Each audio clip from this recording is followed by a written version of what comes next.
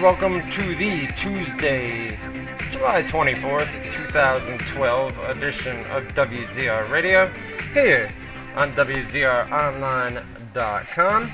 I'm Ryan Clark, he's Matt Boone, and we're going to be here for the next 2 hours talking pro wrestling. We got a lot to talk about with last night's 1000 edition of Monday Night Raw.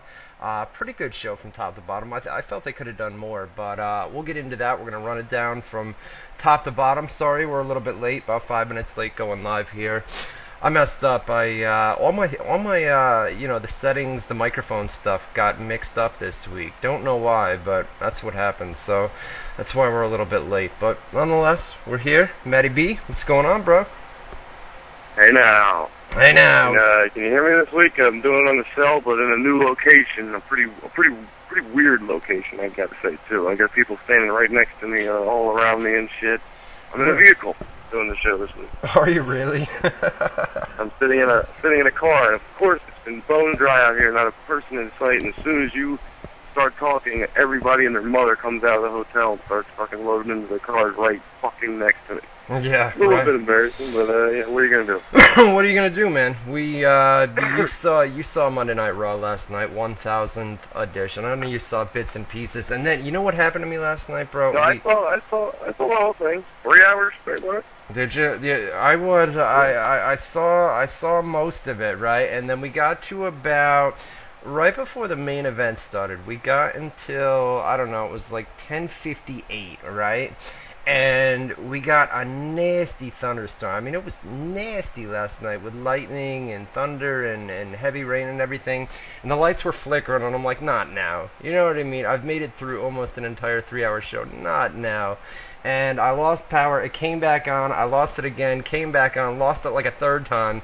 And finally I said, this is going to crash my computer if I don't shut everything off. So turned off the computer, got it back on at about 11:05, right? Came back up, had all my play-by-play post and got that stuff back up and running. And then you got the cable box, right? And I've got Time Warner, and this cable box, I mean, it takes a good 10 or 15 minutes to reboot itself and come back on, So by the time it does. Look, if it's anything like mine, like actual TV shows will come back on, but it'll be like some bullshit nothingness, and then it won't turn back to your real channel for about 10 minutes.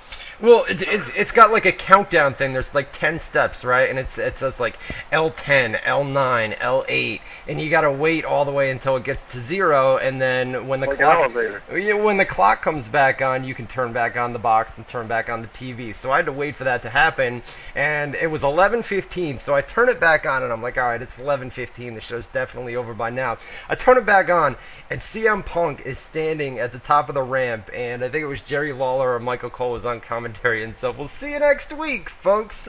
And it was like, what, dude? Are you kidding me?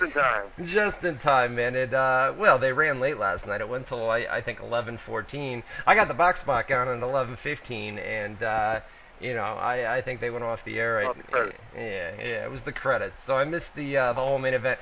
I caught it on YouTube today and saw, and it was the big angle that we have been talking about all week. You know what I mean? With CM Punk turning heel. We didn't know that's what it was going to be, but they were going to do a major summer angle, and they kicked that off last night with a CM Punk heel turn. So pretty crazy. It was a good swerve.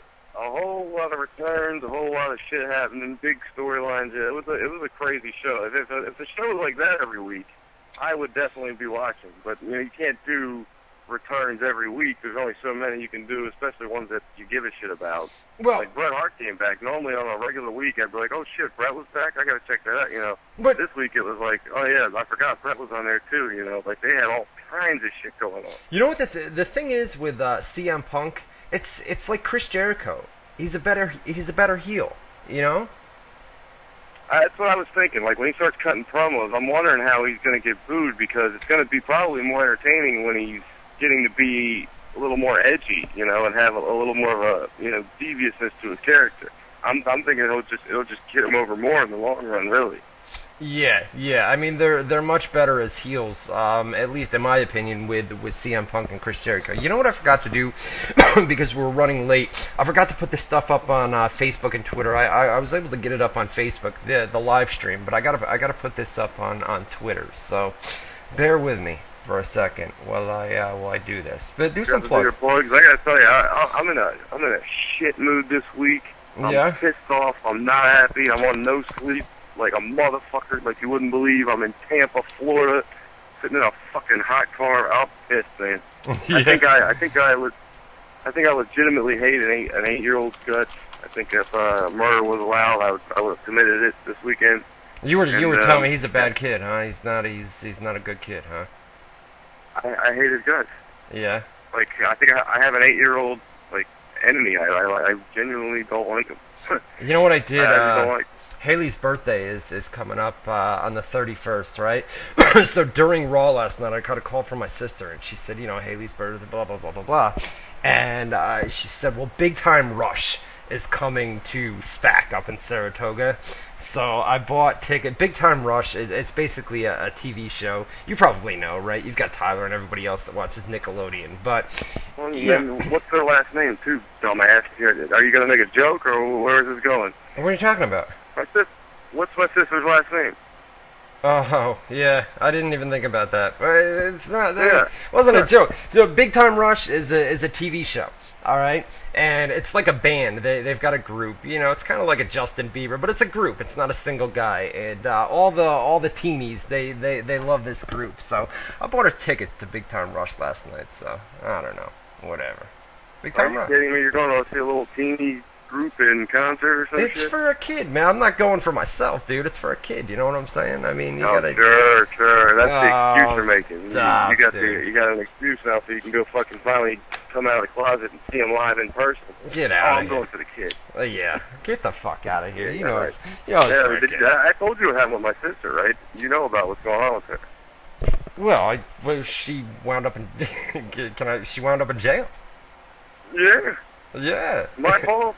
I didn't get her to her court appearance on time. She got fucking locked up, and then they didn't let her out. We just now got her out, I think. So hopefully we can get her ass back home with us tomorrow. Yeah, but she only missed a quarter appearance, so you could have got her out. I mean, an hour later, bro. It's probably you didn't have the money for bail. No, we couldn't. They set a $500 something bond or whatever, but then all she had to do was hit her court appearance the next day, which today somehow she missed that, and I'm asking how can you be in jail and miss your court appearance? Like, how does that even work? Like, I still don't think I understand the answer, and they've explained it to me, so I just don't get it, I guess. She's playing games, dude. You know how they work down there. You and Mike and everybody else down there, they play games with you. They use you, bro. They use you. No, you're out of your mind if you think that's what's going on. There's no using me.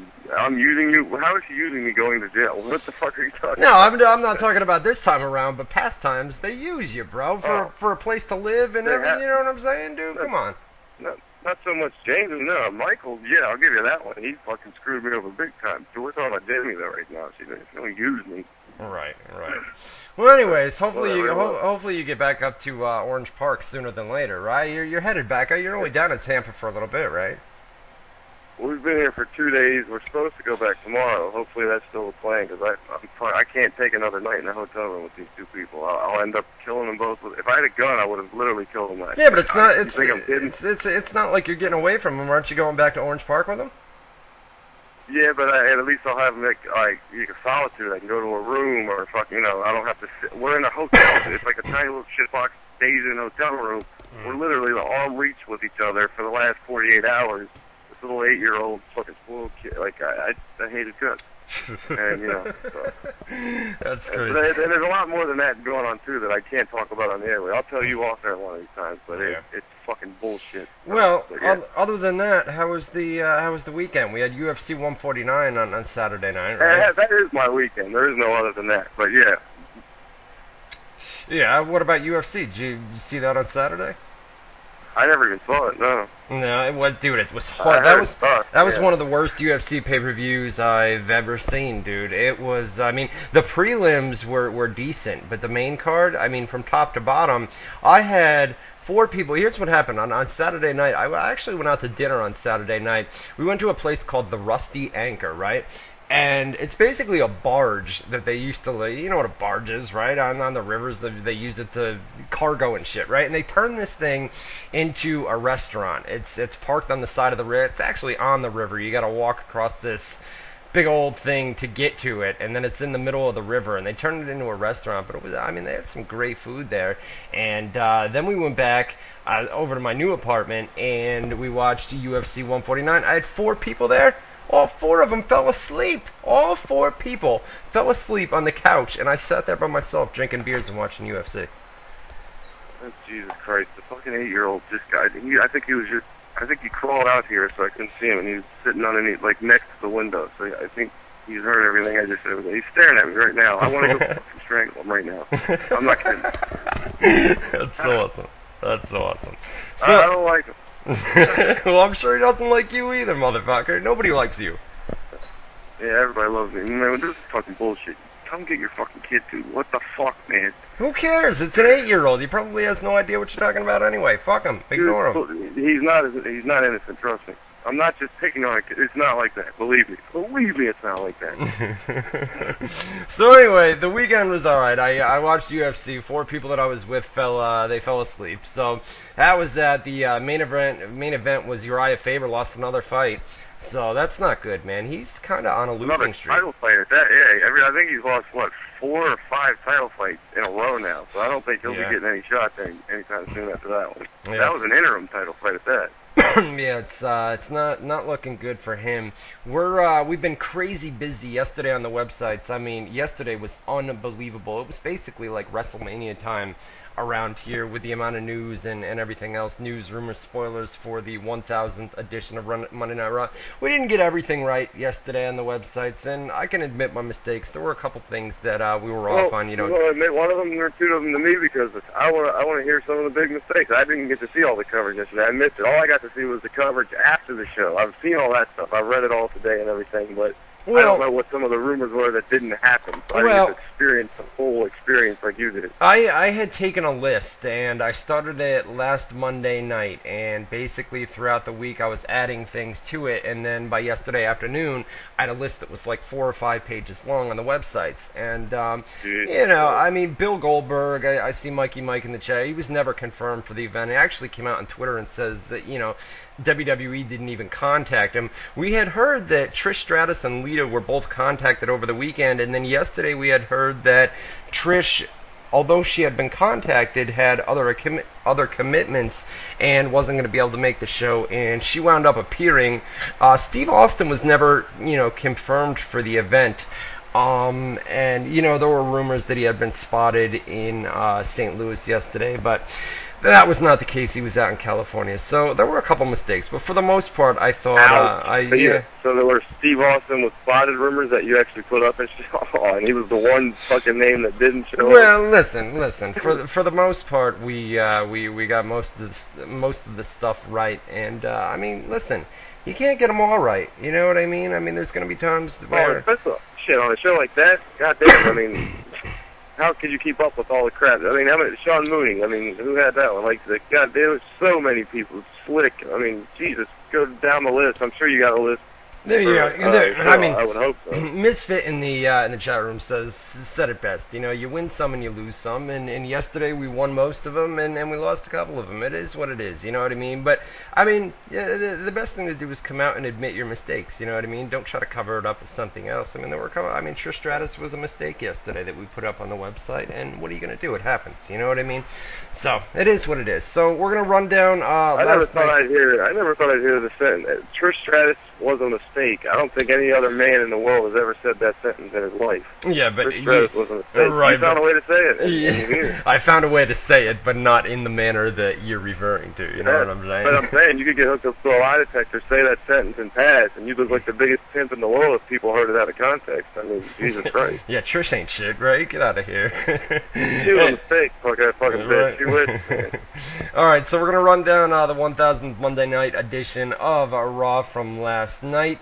We're also going to talk about Roddy Piper, and, you know, there were rumors earlier today that something had gone down with Caitlyn, WWE Diva Caitlyn backstage, and Piper just actually right when we came on the air, Piper went on his Twitter account and responded to these rumors and claims that they are BS. And they were rumors in the first place. We didn't really have anything confirmed, and we noted that on the website. But we're going to give you Piper's latest tweets about what went down and what he says went down. And like I said, we're going to talk 1000th Monday Night Raw, and we're going to take your live phone calls. We're going to do rapid fire. Was there something with JBL and, who the hell was it? JBL and Tully Blanchard? Is there some kind of story there? I heard some shit like that somewhere.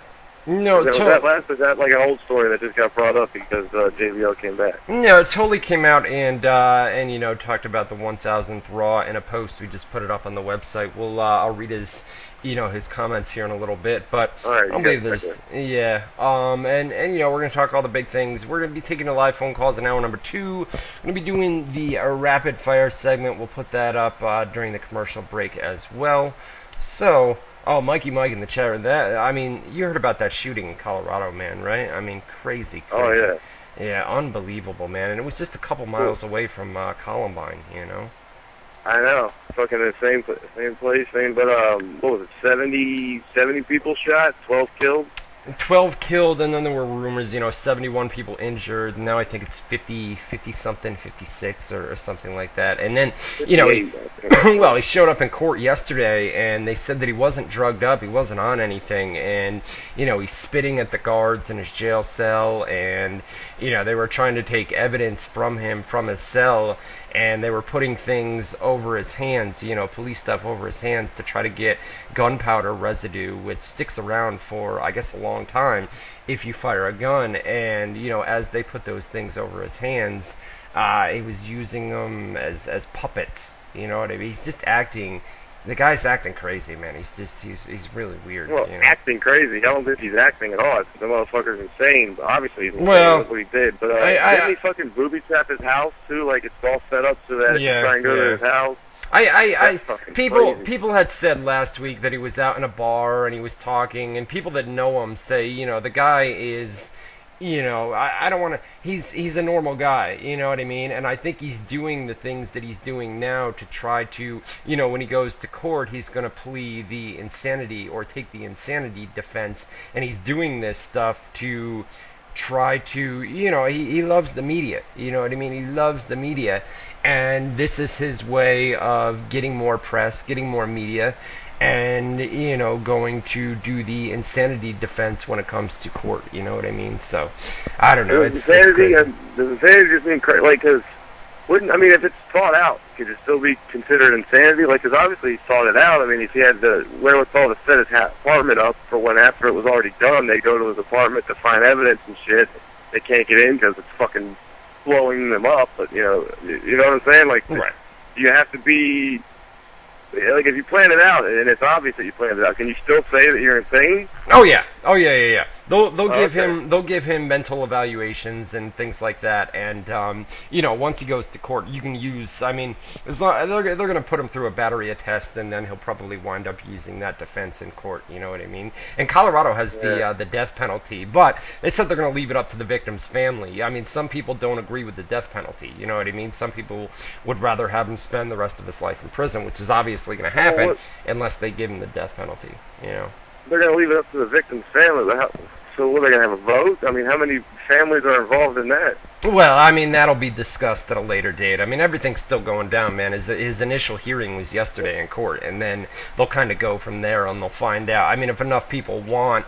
the death penalty, then I'm sure they will pursue that in court. And even if they pursue it, it's all up to a jury, which is eventually going to convict him, whether they want to give him the death penalty or not. I love how they're trying to say it's a political shit thing, too, with Obama and Ron. Like, they're trying to make it a political... I'm like, dude, there's nothing political about shit. It's just a fucking crazy guy going nuts, Right, yeah, it is nuts, man. It's a really sad story, man. Really sad. It was the biggest, biggest shooting with that many people dead since Columbine. You know what I mean? So it actually topped Columbine as number one. So, all right, here we go. Let's get these plugs out of the way, and then we'll get into the 1000th edition of Monday Night Raw from last night. The official website of WZR Radio is WZROnline.com. We are on Facebook, Twitter, and YouTube as well. YouTube.com/WZR Archive, Twitter.com, and Facebook.com/WZR Army. Just go to WZROnline.com, top navigation bar, and you can click the social media tab,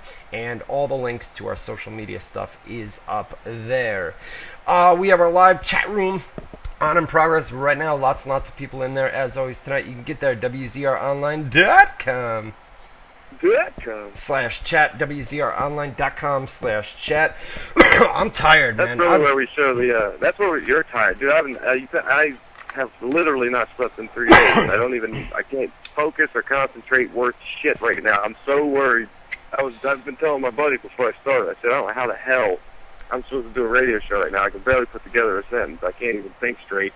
You know, when you don't sleep for a while, you just become a zombie. You can't even fucking, process information. You're just worthless.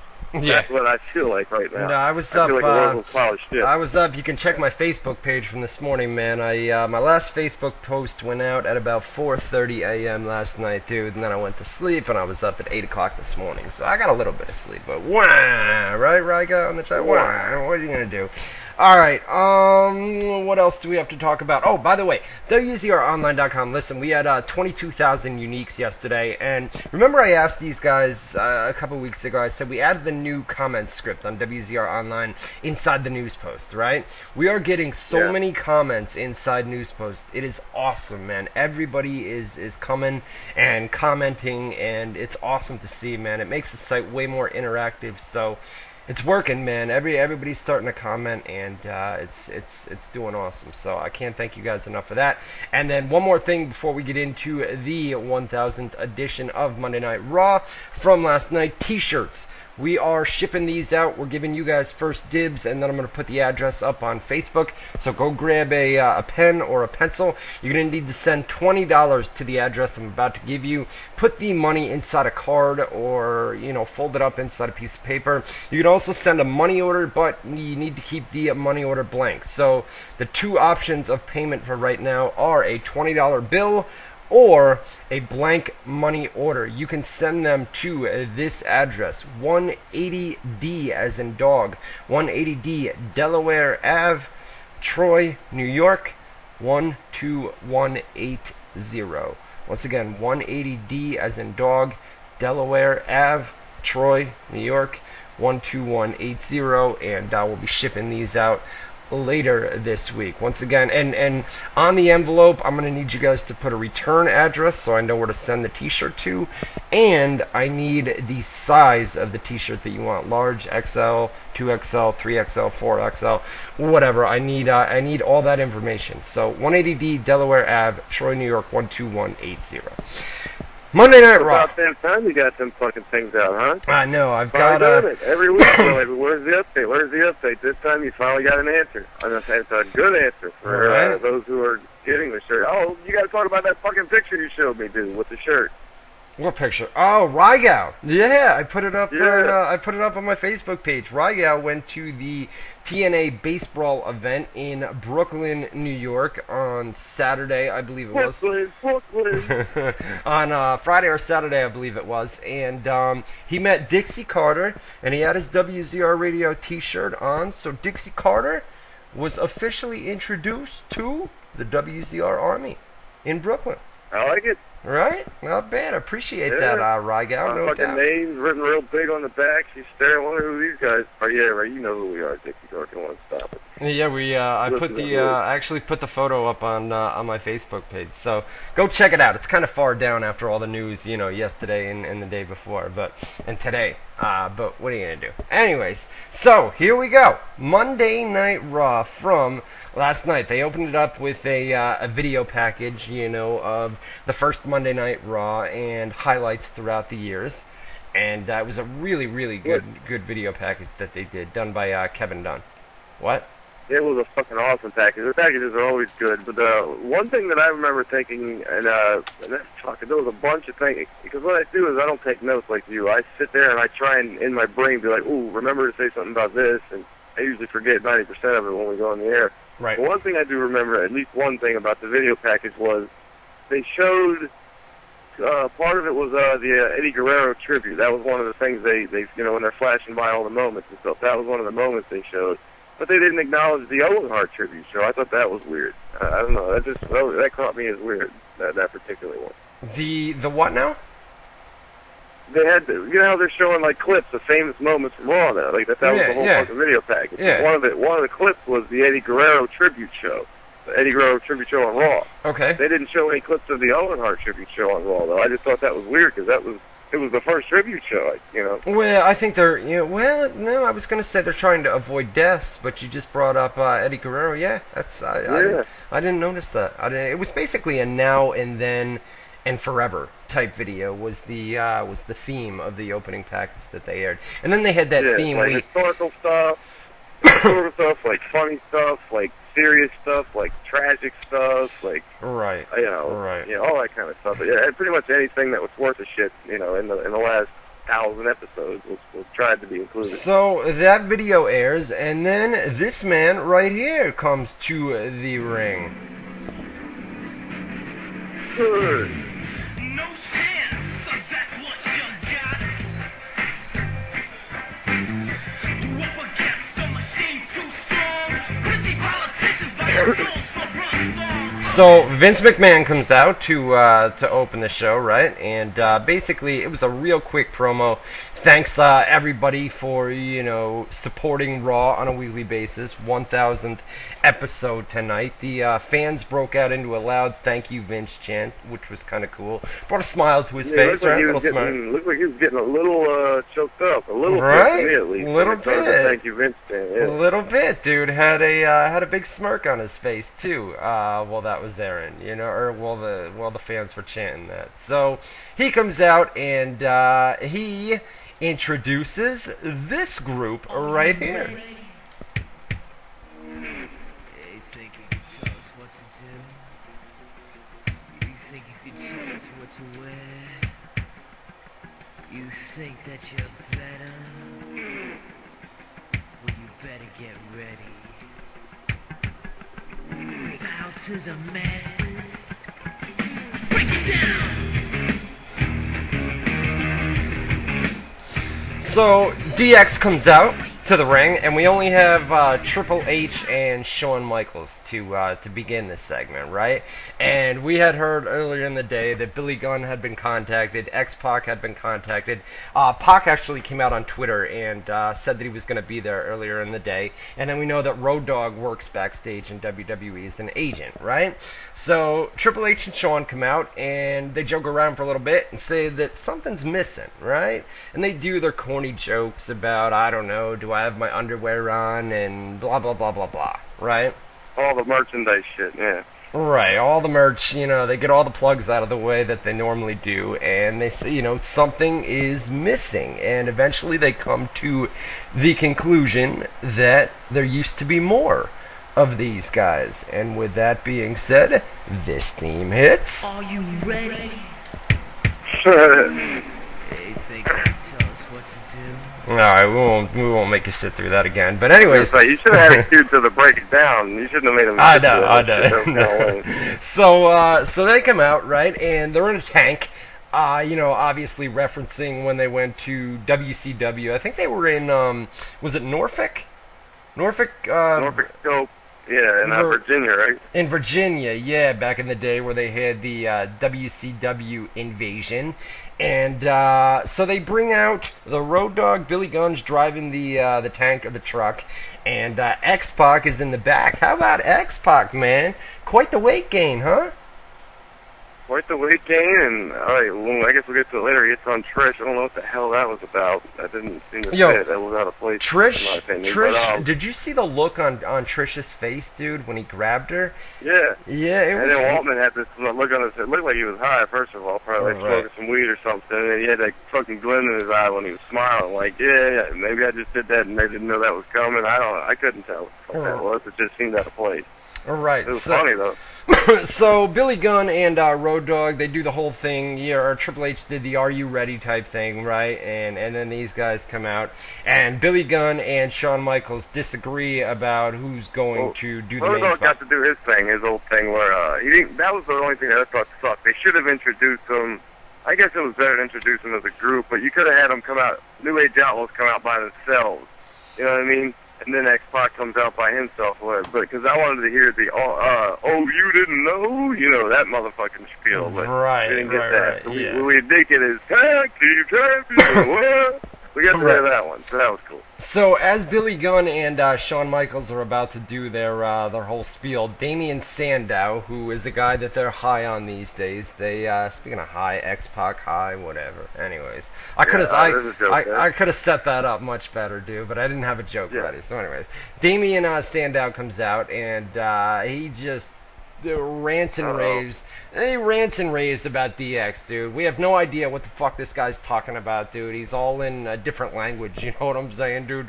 Big words that I've got no idea what the fuck mean, you know what I mean? Or nobody else knows what they mean either. You were perplexed. I was perplexed, right. So, Sandow says... I think you used that word, too, at some point, if I'm not mistaken. Sandow says, I know that you guys could all kick my ass right now, but, I would appreciate that you not do that. And they huddle around. Shawn Michaels hits the Sweet Chin music, and Triple H gives him pedigree. And that was pretty much it, man. They did the, and if you're not down with that, we've got 2 words for you. That's where X-Pac finally got his mic time, right? And all I got to say was suck it. You know what I'm saying? It was almost like you said, dude, he was high or drunk, man, and he gained a lot of weight. I mean, that's not a bad thing for X-Pac, you know what I mean? But it wasn't a weight gain where it's like, it's across his entire body. It was a fucking gut, bro. And if you drink a lot, you know how it is. When you drink a lot, you get a big ass gut. And he had a huge gut, you know? Two other notes. 2 notes I took during this one. The obvious one is no China. She was part of the original PX. Or not the original, but the one with the 4 guys. Ravishing Rick Rude was. He's, no longer with us, so obviously he couldn't be there. But then the main thing about this segment that was on my brain the whole time I'm watching, I'm looking at the interaction between the guys, who gets along and who doesn't. I started thinking, wait a minute, what about that fucking shoot interview with Billy Gunn and Road Dogg? If I ever see that motherfucker, I'm going to break his big fucking nose, this and that, talking about Triple H. He's a no-good motherfucker. I remember Billy Gunn saying that. Yeah. He's a no-good motherfucker. That's what he... And then he smiles and hugs last night. What the fuck was that shit? Well, listen, we had said earlier that Vince McMahon was going all out for the 1000th edition of Monday Night Raw, right? And it didn't matter if there were past feuds or, things like that, real-life stuff. They were going to go all out, and that's why, I kind of thought going in, because we had heard that there was going to be a big surprise name on the show, and then, there were a lot of surprises, but, a shocker. And I had said to you earlier in the day, I said, I don't know, man, would you think Ultimate Warrior would come back today? And you said, no way, dude, no way. And I said, well, Vince is going all out, man. I mean, even past feuds and things like that, where he was going to bring these guys, all political things aside, he was going to bring these guys back, and I don't know so much. That's a different subject, but just to finish up on the DX thing, Billy Gunn and Road Dogg works there, so obviously it's no shocking thing that he was, part of the return or whatever. But Billy Gunn, I just thought the way he was talking all that shit on that interview, it shows that if WWE calls coming, he'll hug and smile with Triple H in the ring, no problem. All of a sudden, he's not a no good motherfucker. I remember hearing that fucking phrase. He would say it over and over and over. Right. We were doing the show back then. I remember you were in love with the interview too. You thought it was the fucking greatest thing ever. Right. Well, you know what I have on video shit. I have there was a girl, I guess we'll call her a ring rat, right? She's on my Facebook page. Deborah Simmons. You guys have probably seen her post. She's always posting whenever I make a thread about Billy Gunn. She used to date him back in the day, and she came on this radio show. I don't think you were here that night. She came on here and she just trashed. She's the one that released all the voicemails and everything else that she had with him. And she came on here, man, and just went nuts, dude. You know, Billy Gunn's got a 4-inch cock, blah, blah, blah, blah, blah. I mean, she went off. She went off on Billy Gunn, man. And, you know, she had said that, yeah, I mean, it would be good. I wish she was listening right now, where she would call up or something like that, and we could ask her thoughts on Billy Gunn on Raw last night. But you're absolutely right, dude. I mean, she still posts on the Facebook to this day a lot, or that was back during that time? No, she's all over my Facebook page now. You know what I mean? Whenever I make a post. Yeah, I remember hearing about that interview. You actually got the radio show some fucking press, and that I remember a lot of people picked it up because there was so much shit, the voicemails, all the comments you made and shit. So I remember hearing about it, but I didn't hear it. We had Sheamus, Sin Cara, and Rey Mysterio. That was kind of cool to see Sin Cara and Rey Mysterio on the same team against Alberto Del Rio, Dolph Ziggler, and Chris Jericho. All right, what? The first the first note I had in my mind on this match was, why don't they just do Rey Mysterio versus Sin Cara? That would have been the best way to use That's those what I was guys thinking. in a match. Yeah. No, I was thinking the same thing. You know. Yeah, that would have been a better way to go. But it was a good match. I mean, they took up some time with it, and there was a lot of cool spots and shit, and they got to further an actual current storyline. It wasn't all nostalgic shit here. You know, they got to get the Ziggler-Jericho thing going a little bit there. So I thought it was a good match. Yeah, that's what I thought. We had Sheamus hit the... Yeah, Sheamus hit the bro kick on Jericho for the clean pin, and obviously, after this match, they're gonna do an angle with Chris Jericho and Dolph Ziggler. We're probably gonna have the payoff for that at SummerSlam in a couple of weeks. Then we had Charlie Sheen, who shut down his Twitter account a couple weeks ago, basically screwed over WWE, because the whole point behind that was, I mean, the guy's got or had 7.5 million followers, right? And he was going to be tweeting to those 7 million. I mean, 7 million people is a lot of people. And when you've got a guy like Charlie Sheen tweeting, the hope was that people would see Charlie's tweets and then tune into Monday Night Raw, and then that would in turn drive ratings. So he shuts down the Twitter account, and they've got him via Skype throughout the night, right? And, he's watching the show, and it didn't do anything for ratings, though. I mean, I guess, Charlie... That's the point I was going to make, and the real question I had in my head was, originally, was the plan just for him to tweet, or were they going to have him tweet and then at some point say, hey, I'm going to fucking appear on Skype after this commercial, everybody on my Twitter, come fucking change your channel to USA, drive those 7.5 million to at least one segment where they're guaranteed to see him specifically, right? And then use it. Or was Skype like a way to replace, like, sorry, I fucked you with the Twitter, I'll come on Skype and watch the show and talk about it. I wonder which way it was either your first point, which makes sense. I mean, it makes big time sense. Or it was a way for Charlie to say, oops, my bad, I'm sorry, I forgot that I was supposed to, be with you guys on this edition of Raw. I'll give you something, and I'll give you Skype, and then I'll do a match for you guys, and we'll hype that up over the next month or so going into SummerSlam, and that'll be my way of paying you back for shutting down Twitter. And it does look like they're going to do Charlie Sheen. I mean, the last Skype that they had with Sheen, he said next time that they're in Los Angeles, Daniel Bryan could call him out, and SummerSlam is in Los Angeles. And then the announcers went and hyped it up, and said, Charlie, are you calling Daniel Bryan out right now? And Charlie said, I'll let Daniel Bryan interpret that, how he wants. But it seemed to me, and, that's what we're being told, they're going to do a match between Charlie Sheen and Daniel Bryan. Daniel Bryan did a promo backstage, I remember seeing at one point, and specifically said he would smack Charlie Sheen in the mouth or something to that effect. So they were both going back and forth. So maybe that, Yeah, we had there was a backstage segment with AJ and Layla, and then they open the door and Hacksaw Jim Duggan is out there arguing with somebody, right? Roddy Piper's out there and R-Truth are outside the door, right? Then Mae Young is with a guy, okay, and she says, this is my long-lost son, and he's dressed up like a hand. Dude, that was Yeah, fucking... you remember that, right? Bro, that was fucking hilarious. Well, you know that Mark Henry and Mae Young, had sex and had a kid way back. A lot of people wouldn't get that joke, you know what I mean? But Mark Henry... Yeah, a lot of stuff they did was referencing, like, even the Shawn Michaels losing his smile, like, little comment they made in the opening, and there's a billion other examples that aren't coming. When you come through them later, I'll point them out, but that was one of the major ones, because they did a whole segment specifically for a payoff to that old joke, which was Mark Henry and Mae Young had a kid, and it turned out to just be a hand. Right. And so, now they have this giant hand that's a human being, and it's older, because it's literally been 10 or 15 years since then, so he would be a fucking teenager by now. Now let's not make this into a racial thing, but I'm saying, dude, when a black person and a white person, when they have sex, all right, I didn't see it. Was it a white hand? Dude, the dude that it was the hand was white as white can be, dude. All right. Oh my and the dude dressed up was white as white can be, dude. There was no, maybe a little bit of darker skin. You know what I'm saying, dude? I'm not trying to get all crazy. If I'm being honest, I missed this segment because I didn't see it at all. I did hear about it though, but that's fucking hilarious. They had a fucking pasty white guy and a big white hand. And they even referenced that it was Mark Henry and Mae Young's kid. Right. Misfit in the chat room. His name is Respectable Chocolate, for Christ's sake. Chocolate's in his name. Misfit in the chat room said, it should have had like a little caramel or something. You know what I'm saying, dude?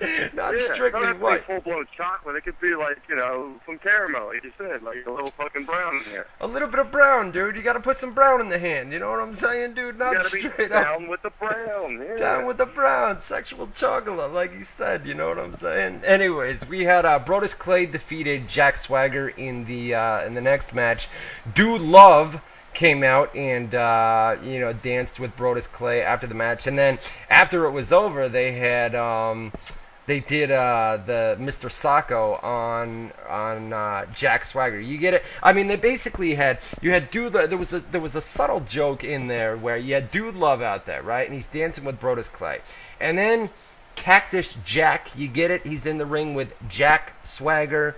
So you had Dude Love, Cactus Jack, and Mick Foley, and the announcers even referenced that. I think Michael Cole emphasized the word Jack. You know what I'm saying? As they did this segment. So it's kind of thing. I missed it, but I didn't. Like I remember I was doing something, and I came back in the hotel, and I seen Dude Love dancing with Brodus Clay. I was like, oh, good God, this is what they're using Mick Foley for? Like, right. You didn't get a promo, man? Come the fuck on. Why do they hate this? What did they sign him for? They don't do shit with him. We had Santa Claus 1 week. He's a PM that doesn't get to talk 1 week. Like, what the fuck, man? I'm telling you, bro, Triple H has never been a big fan, man. He's never been a big fan of Foley, Then we had the backstage segment with Trish Stratus, right, and DX, and just trying to talk Triple H into joining yoga, right? Trish Stratus and DDP are big on yoga, so this is where DX comes in. And it just got weird with... No, you don't... This is a payoff to an old joke, too. You do remember that.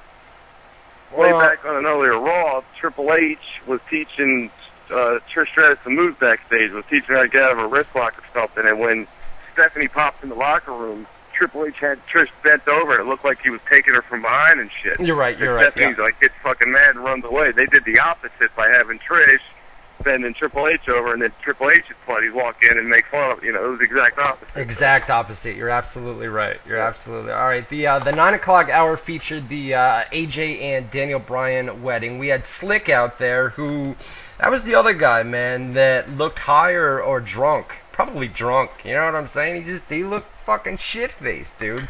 They were about to do the angle, and I had said last week I thought that Kane was going to come out and interrupt the wedding, but we know why that didn't happen. As you had the Brothers of Destruction, Undertaker and Kane, who wound up teaming up later in the night. But as you know, they both say yes, and Slick says, if anybody has a problem, speak now or forever hold your peace, or whatever the line is, right? And Vince McMahon... No, you're skimming through some shit here. First of all, Slick Rick was awesome. That's number one. He was good, but he looked fucking shit-faced, dude. He was funny, though. He was fucking hilarious. A He lot was of people good. didn't even know Slick. Was he even on Raw? I mean, he was back when I was a kid in the 80s, like managing the Akeem, the African Dream, and the Big Boss Man and shit. I don't remember him being on Raw, but whatever. Anyways, my point, what was I going to say? Oh, yeah, AJ, she never really technically said yes. They said, Daniel Bryan, to take her, blah, blah, blah. He said yes. And then as soon as he was done that, he said AJ, and she said yes, yes, yes. He didn't get to ask her. So she was saying just yes in general because that's her thing. She likes chanting the word yes, you know, so she didn't really say yes. And then that's where you can pick up what you were about to say.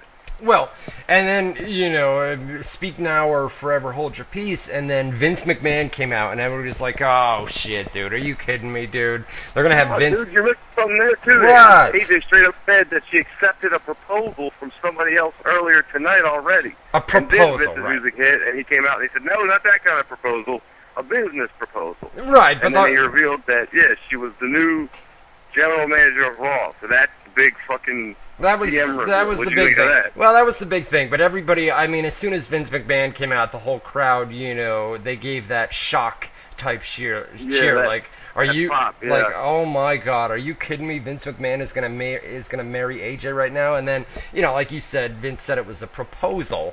And she's going to be the new general manager of Monday Night Raw. This is another example of WWE booking on the fly, bro, where they don't have a long term. They like AJ right now, and fuck it, let's make her GM. Right, they're high on AJ right now. They don't have a long term plan for the Raw general manager, so they go with AJ. And how's that going to work? I mean, you know, AJ's got the whole crazy chick thing going on. I mean, how's that going to work? I mean, after a couple of weeks, man, that's going to get old. It's going to get old quick. And I was thinking last night, you've got to have some sort of long-term plan. There are so many other guys, like even take a guy like William Regal, dude, make him general manager. You know what I'm saying? That would be a guy that would be good for the role. You know?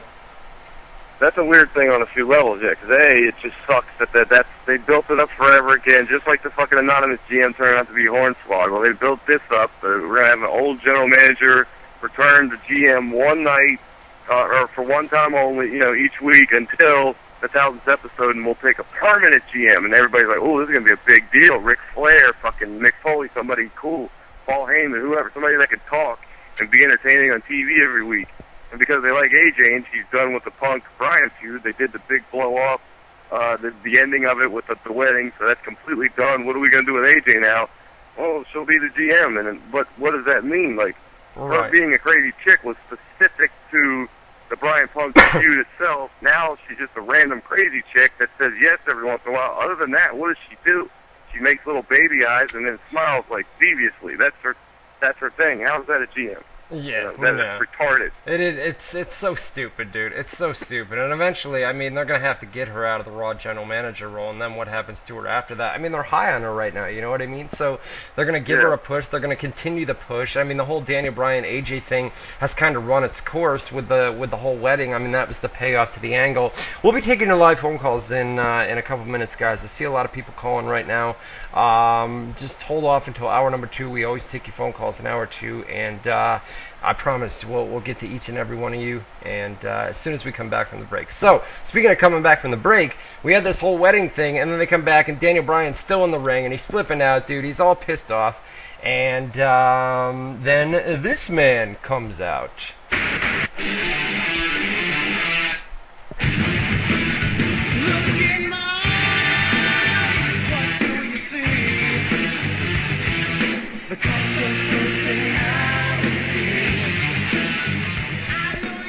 Alright, so CM Punk comes out to the ring and basically says, my bad about your wedding, dude. I'm not here to bust on you, dude. And talks about being, you know, Daniel Bryan says, not only am I better than you, Punk, I'm the greatest superstar of all time, right? And that was the cue for, and I missed my cue. Right there. You missed your cue big time. I missed my cue big time. I'm still missing my cue because I can't find his goddamn that was the cue. thing. The greatest of all time was the cue for... The greatest of all time was the cue for this man! What the Rock is cooking.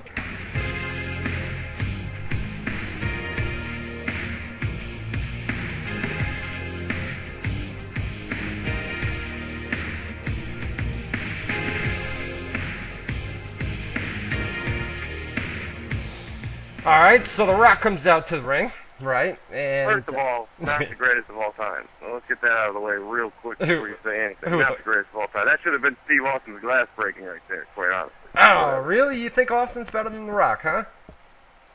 If you're going greatest of all time, Austin's better than Rock, dude. Yeah, come on. I don't know, bro. I think, listen, who do you think can cut a better promo, Austin or The Rock? That depends. I honestly, with The Rock lately, it seems like The Rock is pretty much a one-trick pony in a lot of ways. Austin's very more diverse in play. He can do a lot of different shit. Rocky is catchphrases. It's all attitude. I don't know. No, you are so set. Just a minute ago, you were so set on Austin was way better than The Rock. And I don't even want to pick, bro. I think The Rock. I did not say way better. I did not say way better. I said he's better. They're right neck and neck with each other. Why is he better? I say Austin's the greatest of all time. He sold more merchandise.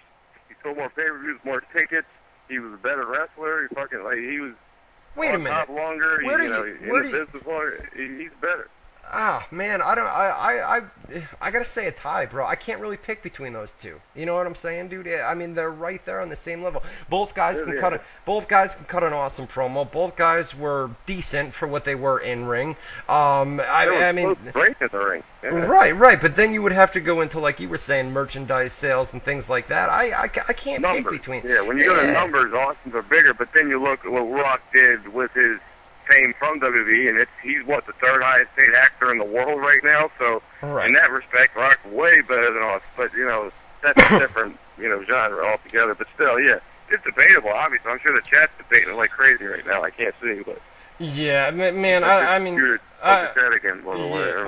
have to go with a tie between those two. I just can't pick between. I mean, both of those guys, like I said, dude, cut an awesome promo. Were great in ring. So I mean, it's too close to call between those guys. So Rock comes out. Wow. What? I said that's a cue to plug the chat. I said I bet the chat's debating like crazy. I said that's a cue to plug the chat right there, by the way. I can't believe you didn't take that opportunity to plug the shit out of the chat room. Yeah, through our live chat room right now at www.WZROnline.com. A little delay there, no doubt. /chat, WZROnline.com /chat, WZROnline.com /chat. Get in there, guys. We have lots and lots of people in there, as always, man. So Rock comes out, right? And, basically says he's not there to talk to, what did he call Daniel Bryan? Frodo?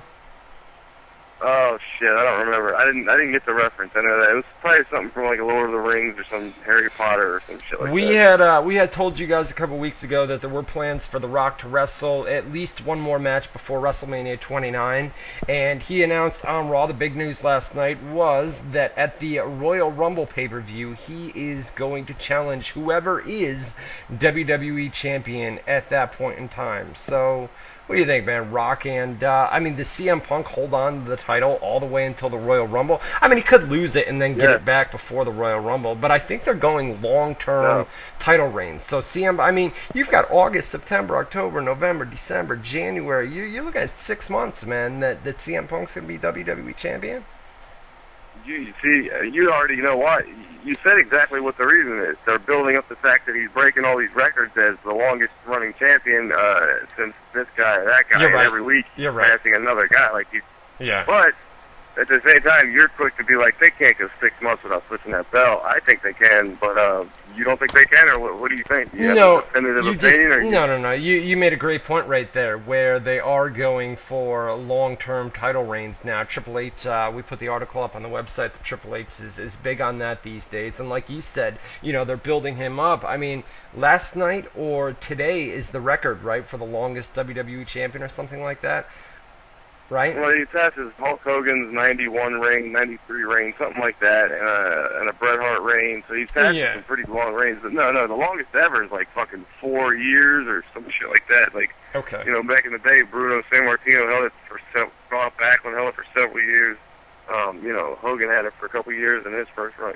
So he'll never break those. But there's a bunch that were a year plus in the early 90s, late 80s that he's passing all those guys. So. Right. Yeah, they're going to build him up. You're probably right, man. For the next 6 months, they'll build it up. And then, you had the heel turn because obviously they're not going to have a face versus face. You'd have the Rock. Rock's always going to be a face no matter what they do pretty much these days with him. So you're going to have the Rock as the face, and then you're going to have CM Punk as the heel. So that was the big news. Yeah, they're healing him too, probably, yeah. Right, exactly. They're getting the heel. They're going to build him up for the next 6 months as a mega heel. And then when he goes in to face the Rock at the Royal Rumble, that'll be a big deal. So that was his big announcement where he basically says, I'm going to be at the Royal Rumble. I'm going to challenge whoever is the WWE champion.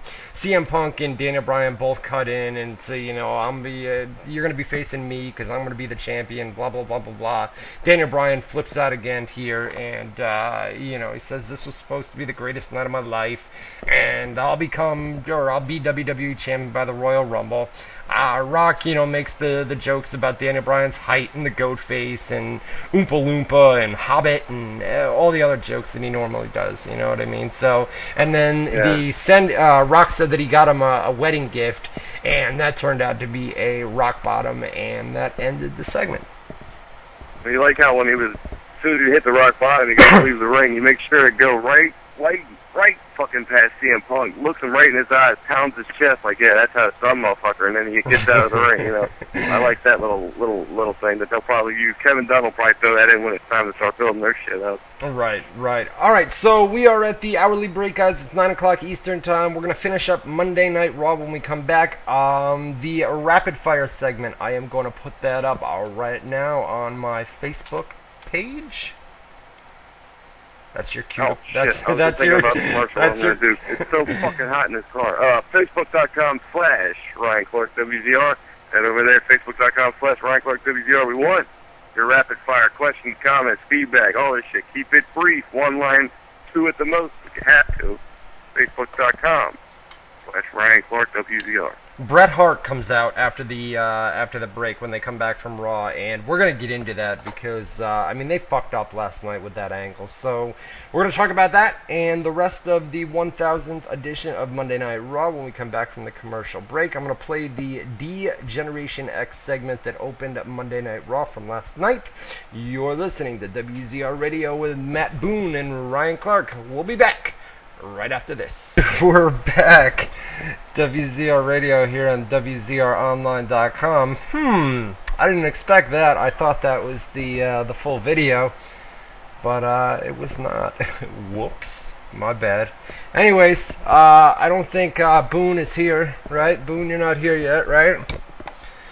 Oh, of course not. I give him 7 minutes during the break, and he's not here. But what are you gonna do? Anyways, we're back. I'm back, and we've got a live chat room on in progress. Just cracked open a beer. WZROnline.com/chat. Once again, WZROnline.com/chat. That's the thing in the chat room. You're probably right. That's awesome, dude. I'll find an alley to take a piss in, but he's crazy, man. He's all over the place, man. He's in Orange Park one day, the Tampa, Florida the next day. It's fucking nuts, man. But hopefully he gets everything figured out sooner than later. So we're gonna jump back into Monday Night Raw from last night, and we'll finish that up. Then we're going to be taking your live phone calls. Give out the number here in just a little bit. Let me do another plug for the T-shirt for those of you that may have tuned in late. You can, if you want a T-shirt, you can send $20 to me or a blank money order. Just get a money order. Don't fill it out.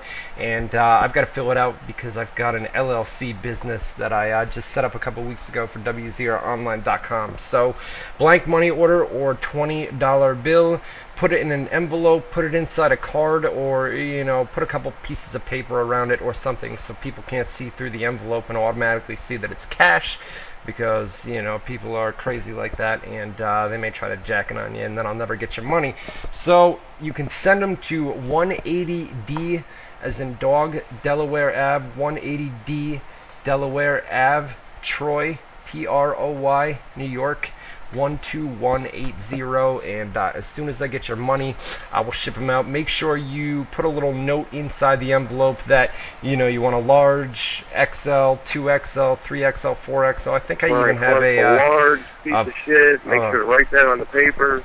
This motherfucker, man. So, and give me a return address as well, guys. Because if I don't know where to send it, I can't ship out your T-shirts. So, anyways, what's going on, man? I gave you fucking 7 minutes during the break. Figured you weren't going to be back, so I started without you. I was trying to charge myself a little bit because once it's dead, it's dead. I wanted to make sure I get through the second hour with you. So, yeah. And I said to smoke a cigarette, and I can't smoke in the car. So. I gotcha. No doubt. I was telling the guys we got a live chat room on in progress. WZROnline.com /chat. WZROnline.com /chat. And let's get back into Monday Night Raw, man. We left off with Bret Hart, right? Bret Hart comes out, and he's about to introduce the Intercontinental title match, right? And he mentions that one of his greatest moments was winning the IC title from Mr. Perfect, Curt Hennig, years and years ago, right? And Christian, we knew... Wasn't that at SummerSlam, by the way? What does that have to do with Raw? I hate that shit. He's always got to talk about his stuff. Like, he's always got to tie it into his shit. Like, well, this is a Raw anniversary, not the Bret Hart fucking, I had a great match with this guy at a pay-per-view on. Dude, he's got a huge ego, dude. I've always said that. Him and Trish Stratus have two of the biggest egos I've ever fucking said. Warrior 2, Ultimate Warrior. You think it's a Canadian thing? Maybe it is. I mean, Edge doesn't have an ego like that, though. Edge Christian, seems like a... No. Speaking of Christian, right, we had found out last week that Christian was going to defend the IC title on Raw this week, right? So I'm thinking, all right, we don't have an opponent for Christian yet. And Michael McGillicuddy, right, who is the real-life son of Curt Hennig, Mr. Perfect, and they've been talking about, McGillicuddy's pissed off, dude. He wants to use the Perfect name, right, or the Hennig name. And this would have been the perfect opportunity. Bret Hart's out there talking about... the perfect opportunity. Right, and that's what I said on Facebook last night. It would have been the perfect opportunity for them to bring out, we know that Christian's going to have a mystery opponent tonight, to bring out Joe Hennig and announce him as, with a brand new, many people don't even know who the fuck he is. He's been on NXT and a couple matches on Raw, right? So basically, he's not like a mega name right now where you can't change his name. What you just said is exactly what I know. I've heard his name before, and I thought he was one of the NXT guys back in the day. That's all I know about him. I knew that he was Hennig. Yeah, that's all I know. So if you say Hennig, I'm like, oh yeah, there he is. This would have been the opportunity, especially when Bret Hart referenced Curt Hennig and Mr. Perfect right before he brought out Christian. It literally would have been perfect. Yeah, it would have been perfect. It would have been perfect. You know what I'm saying? Just like Mr. Perfect, So they bring out as the mystery opponent The Miz, right? The Miz, bro. You got, of all... Yeah, and I like how Bret said his name. That was obviously on purpose or whatever, but yeah. I came to play. There's a price to pay. Time for you to get down on your knees.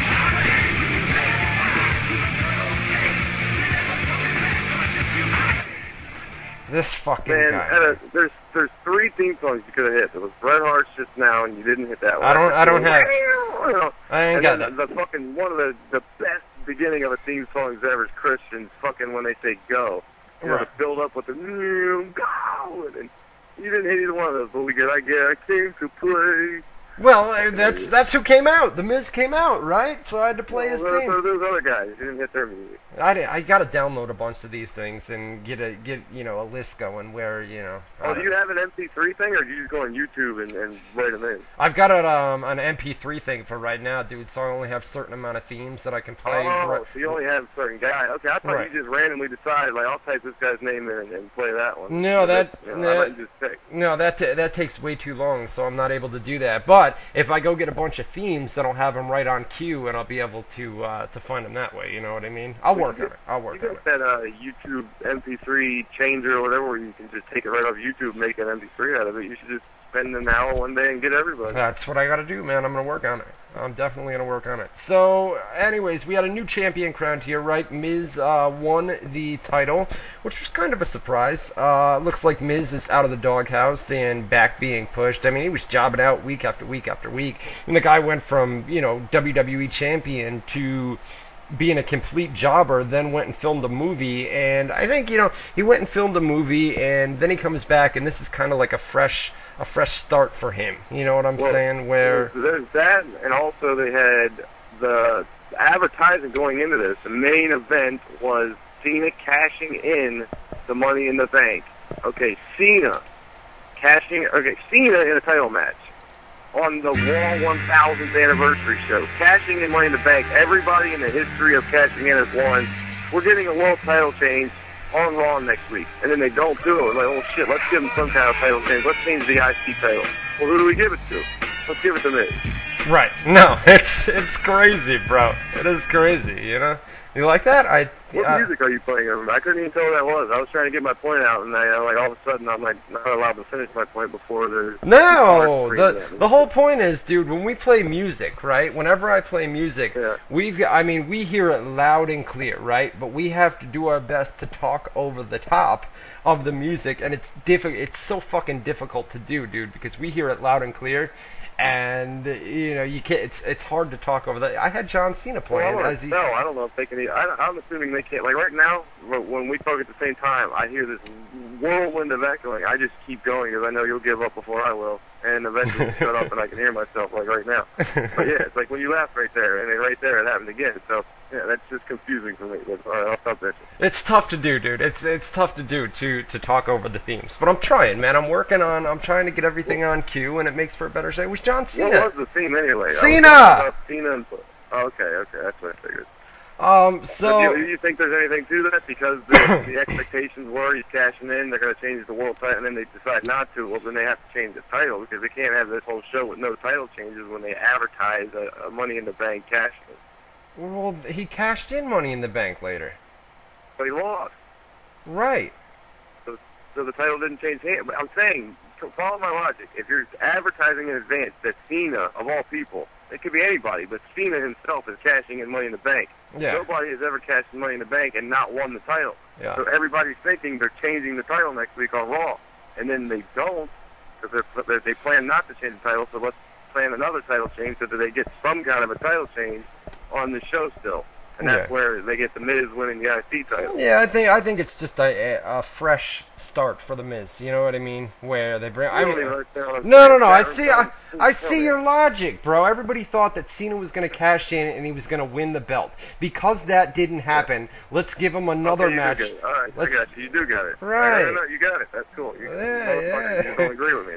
I just know. I'm right, you're wrong. No, all right, no doubt. So we get to 10 o'clock Eastern time, right? And this is where we had the Triple H Brock Lesnar angle. Triple H comes to the ring, obviously wants to face Brock Lesnar at SummerSlam. Paul Heyman eventually comes out, and the whole gist of this thing was Paul Heyman says, no, you're not getting the match. Starts talking about the family and the kids, Triple H's kids. That brings out Stephanie McMahon. Triple H says, don't talk about my family. Stephanie comes out, says the same thing. Says, you know, you look up to my father because WCW failed, ECW failed. Everything you've ever been a part of has failed. That gets Heyman pissed off. Then she winds up slapping him and then jumps on top of him.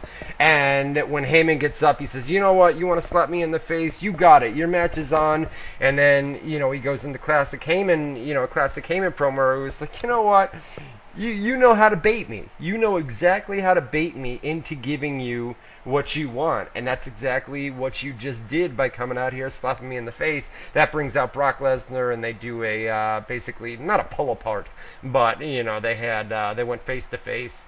Little teaser for the match at SummerSlam, and Triple H, you know, takes Lesnar, puts him over the top rope, and that was the end of the segment. Heyman was fucking gold last night, bro. As always, man. As always. I was going to say, there's a couple of obvious things to point out in this one. Three come to mind. A, Stephanie McMahon legitimately hates Paul Heyman, I think.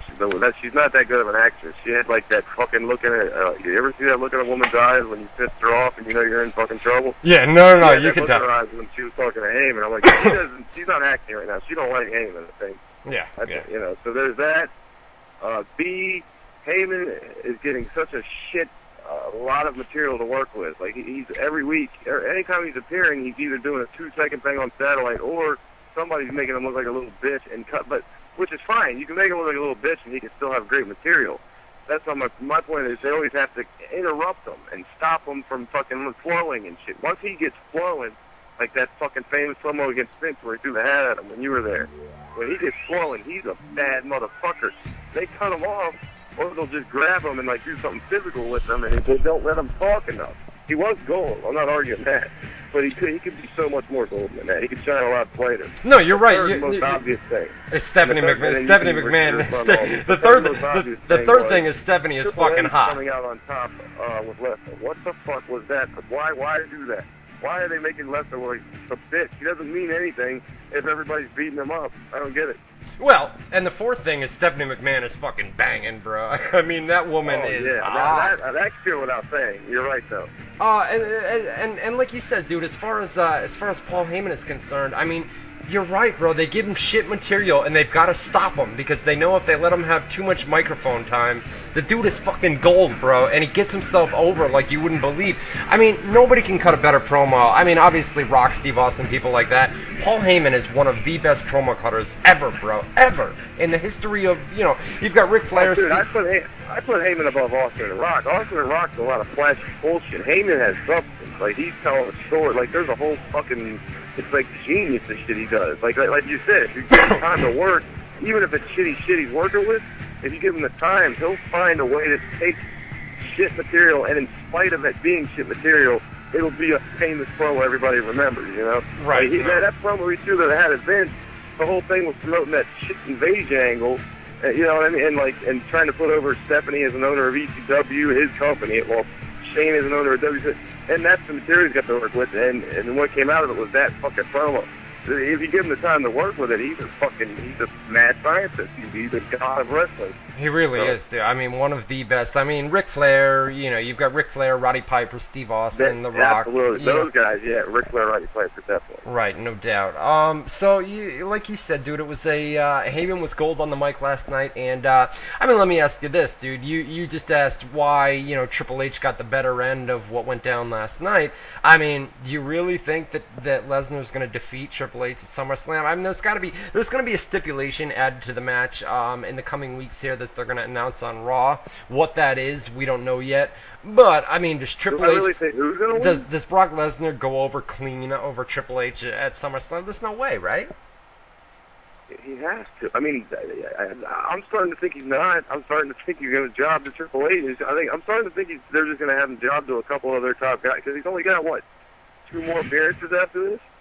I mean, and he's not happy. I mean, he's not happy in WWE, and they know that he's leaving. I mean, they know it. Exactly. They know he's not going to resign next year. I mean, almost 99% sure that he's not going to resign. So they're probably going to job this guy out no matter what. Man, they've got him under contract.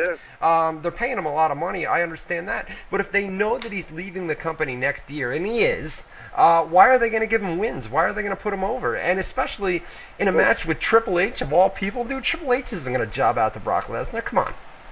But it's guys like Triple H and Shawn Michaels, or Triple H and John Cena, that who needs a win less than those two guys for that where it would matter? Like, especially losing to somebody like Brock Lesnar. Do you think anybody would John Cena be any less of a star right now if he had lost that match at Extreme Rules? No. So why?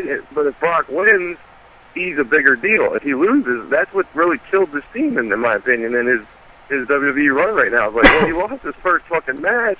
It's obvious what they're doing with him.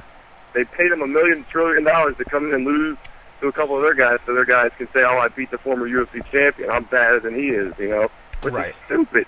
Let him get a win or two, and then put him over people who either need it or somebody like Punk would go way. He could go to a whole other level with a cool win over Brock Lesnar, but.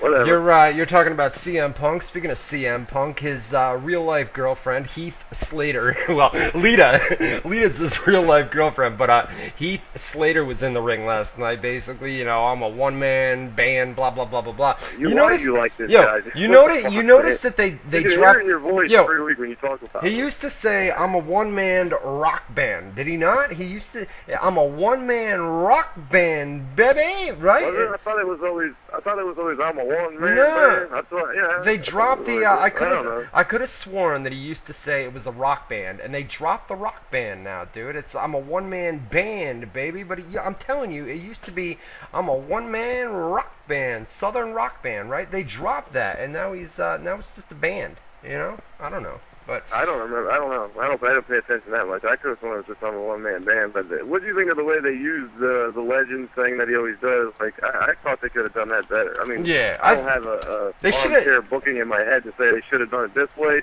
because I don't have it this way to say it instead of, but the way they did it was kind of lazy, if you ask me. Well, I was thinking they were going to do a battle royal or something, you know, with the Legends last night, and they didn't wind up doing that, man. They that would have been a good idea, yeah. So they all get to do something, because like basically it was 10 guys just standing there while Bradshaw threw a clothesline and Ron Simmons said, "Damn," you know, and then Levy got to do a moonsault. Like, what? Why did all those guys even come out? You know, because they were part of the staff. I get it, but they didn't need to be there.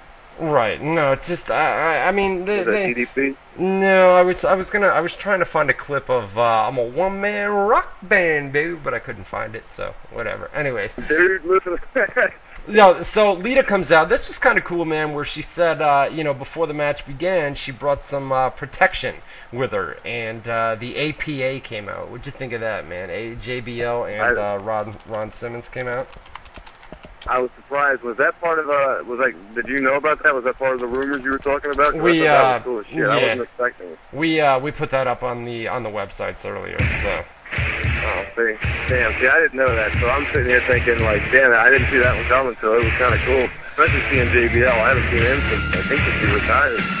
Well, WWE's doing the thing where they're supporting him in his mountain quest. You know what I mean? Where he's climbing the highest peak in every single continent. So all 7 continents he's going. He's trying, man. But I think the first 2 mountains that he's tried to climb, he had to turn back on one. Actually, both of them he had to turn back. So it's not going all that well for him. But so anyway, what'd you think of Sean Mooney returning on Raw? He had an interview with Daniel Bryan backstage. I grew up with Sean Mooney in that old studio looking with all the TV sets behind him and shit. I can still picture it right now. I remember when I was a kid, the way his name's spelled, it's S-E-A-N. That's Sean Mooney, M-O-O-N-E. And I guess I was a shitty speller when I was a kid, because I remember seeing Sean Mooney and thinking that they were putting a listing up that said seen money, like they had found money or something. I just remember that when I was a kid. It was something I remember. So, but Sean Mooney was cool to see him again. Sean Mooney. Cool. Whenever you look at that name, dude, it reminds me of Val Venus. You know what I mean? With Val Venus' real name. Yeah. Well, what was the other thing I was about to say? The fucking kid just came out again. God damn it. He just completely took me off my point. Oh, there's fireworks. That's fine. Oh, jeez. There you go. Listen, let's... Everybody's looking out their window right now. Everybody's opening the door to the entire fucking hotel. It's like goddamn...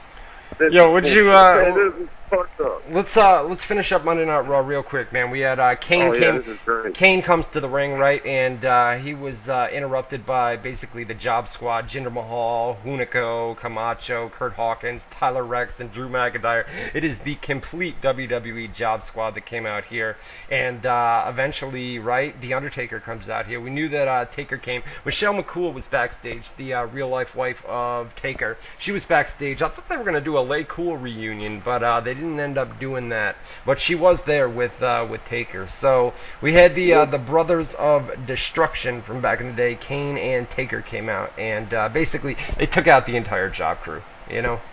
Yeah, well, it's always cool. Yeah, the Job crew. It's always cool to see them be brothers, because they rarely acknowledge it, and it was such a fucking awesome angle when they first did that, and it was on Raw when it happened. So that's apropos too. But what do you think of old Undertaker trying to get that hood off his head there? What happened? Did you not see it? When he did the big, by the way, it's funny that's the Undertaker's run-in. Like, you know how you do a run-in, you gotta run down the aisle and save your brother or whatever? His run-in was like 10 minutes before he was in the ring, and everybody just waited for him. Then they beat the shit out of everybody. Well, he's got horrible knees, you know what I mean? And that's part of the reason why, you know, he's only working limited dates now, so... No, when he gets in the ring finally, he does his slow-moving thing. He goes, everything's slow, and then he was going to yank the hood off real quick. Well, he went to yank the hood off, and it didn't come off. So he goes to yank it a second time real quick, it still didn't go off. And then he finally had to just slowly over his head, like pull it over his head. Like it was How did you not catch that? That No, was obvious as shit. I completely missed it, dude. Completely missed it. Dude, Let's. ask Chad. It was amazingly obvious. Like 2 different times. He I'm tried doing, quickly pulling it off, and he got stuck on his head. There are things I miss, man, when I'm doing coverage and everything else. You know what I'm saying? I don't catch everything. Oh, you're writing and Let's shit. Yeah. let's do we'll open it up to live phone calls. I know we got the main event, and we'll take your live phone calls, guys. We also have our live chat room in progress. WZROnline.com/chat. Turn those speakers down, bro. You're live. Man, dude, I gotta cut you off, bro. I gotta cut you off, dude. All right, listen. Yeah, hang that up. Listen, you guys have been here long. Most of you guys have been here long enough. If you're calling up, please, man, turn your speakers down, because that's gonna come through on air, and it sounds like complete shit. So when you're calling up, turn the speakers down, please. Here we go. Caller, you're live. Turn the fucking speakers down, bro. I'm gonna cut you off again. See, you're done. The same dude after I got done saying. You know what I'm saying, bro? Turn the fucking speakers down. He probably thought it was a phone error, and he just dialed it right back. That's funny. Fuck, man. Caller, you're live on WZR Radio. What's up? Hey, this is Chance. Chance, what's up, man? Hey, I figured I'd call into the show, and I'm a big fan of your show. People are asking me to call you up and say hello. Well, hello there. I appreciate the support. Appreciate the support, my man. By the way, you hear the rhyme? I'm a big fan of your show. I figured I'd call and say hello. Thank you, hello. What's going on, man? What you want to talk about? Yeah, I wanted to talk to you about why you give all the spoilers on your website. It kind of annoys me. You ruined my Raw 1000. Well, I mean, how did I ruin it? I mean, listen. Part of what we do, man, is we put up news, we put up rumors, and we put up spoilers. And inside the headline clearly states if it's a spoiler or not. So it's your choice to, if the headline title says spoiler, don't read it. You know what I'm saying, dude? And exactly. And there's a reason why on Google, when you check like the top 10 most searched for things on Google, maybe there's a reason WWE spoilers is like number 4 of everything in the world being searched for, because lots of people specifically want spoilers. So this guy's job is to try and get them. Listen, dude. If the headline title says spoiler and you don't want to be spoiled, don't read it. You know what I'm saying, bro? I know, and I just want to call. I've been listening to your show for over a year now. I really do like your show. I appreciate it, man. Thanks for the support of the website. You know what I'm saying? But thanks for taking the chance, you know? There you go. I mean, listen, man, that's what we cover: news, rumors, and spoilers. And if you don't want to be spoiled, simply, avoid the headline that says spoiler. I understand some people don't want to read spoilers, and that's fine. You know what I mean? Just avoid that headline, and you'll be all set. Guys, get to our live chat room, WZROnline.com. /chat, WZROnline.com/chat. All right, let's get through the main event real quick.